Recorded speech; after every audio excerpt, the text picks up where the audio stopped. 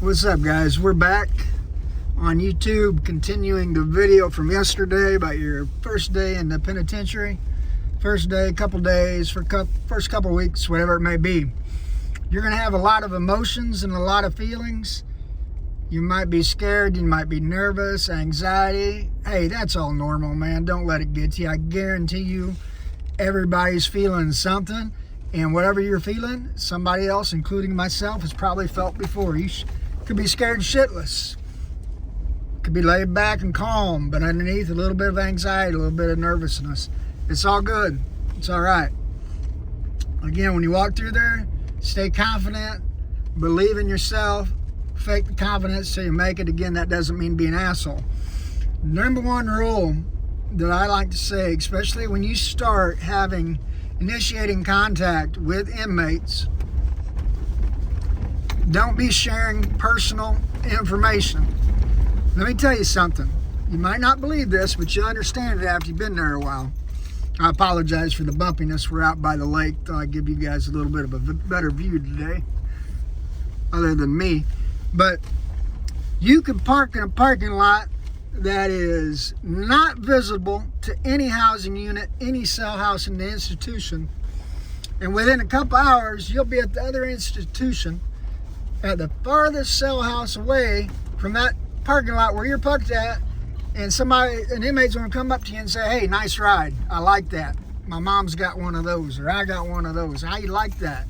You know, I've been thinking about getting one of those. You're gonna be like, how in the hell did he know that? Inmate Twitter, word travels quick. I promise you. And you'll start understanding that at a later date. Once you've been there a little bit, you're gonna figure it out. Okay? Also, they could have found out from other staff. It's another thing. Until you get to know other staff, understand a little bit about them, don't be sharing your whole personal life. What's going on? Man, I'm going through a divorce. My wife's doing this. She works there. She does this. My kids go to this school. My husband's this. My husband's that. Keep that shit on the down low, man. Keep that shit to yourself until you find some people within the institution, security staff-wise, or other people that work at the prison, counselors, and people like that, basically. Food soups, people that work in corrections. So you get a little friendship base. I mean, you're going to work with some people that you're going to trust, that you're going to open up to, and we're going to get into more on that probably in tomorrow's video. But watch the personal information that you're sharing. Man, these inmates are slick. A lot of them are very manipulative. They will use shit against you. You tell one of them something, it's going to be all over your institution. And hey, the same goes with staff. You might say something offhanded to somebody at roll call your first day about your husband or your wife or your kids.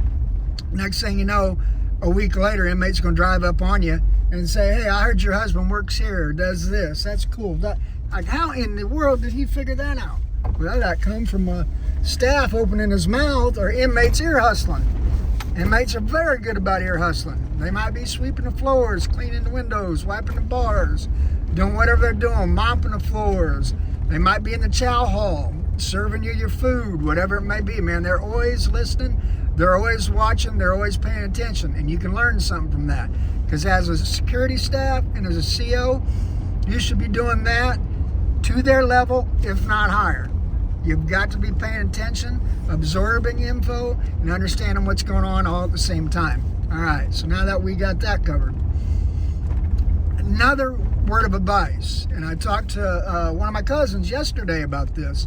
He worked at Pontiac 2 different times, once in the mid-90s and once, I think, 2018 again for a couple years. And he also worked in Oklahoma at a private prison, which is a whole another world, which I've never worked in one of those.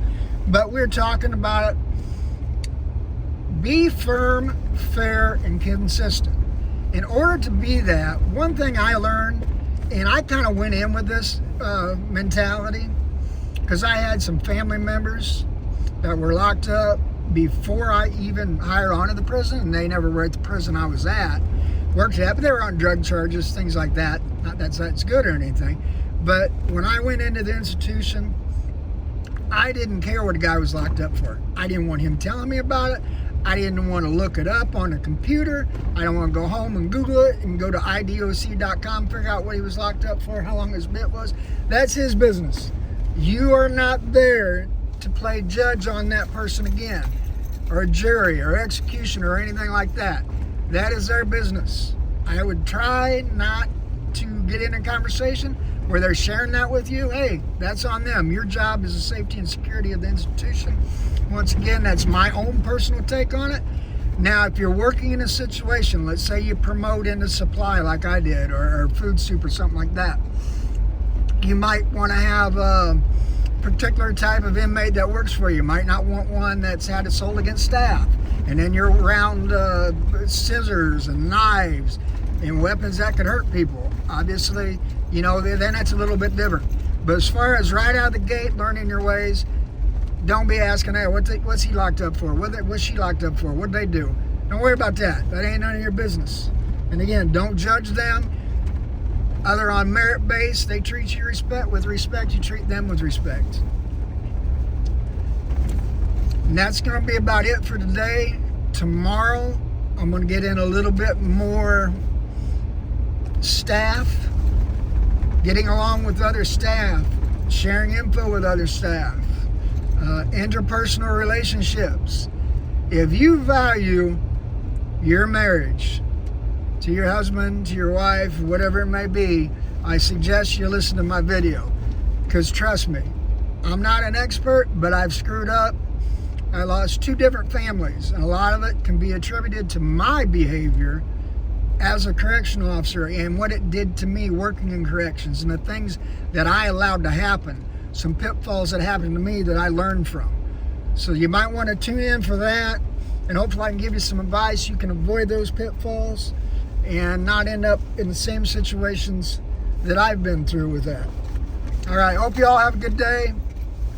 Hope you enjoyed the ride out here by the lake. We ended up by some cabins. Carlisle Lake is a beautiful place. So we'll talk to you tomorrow. Chico out.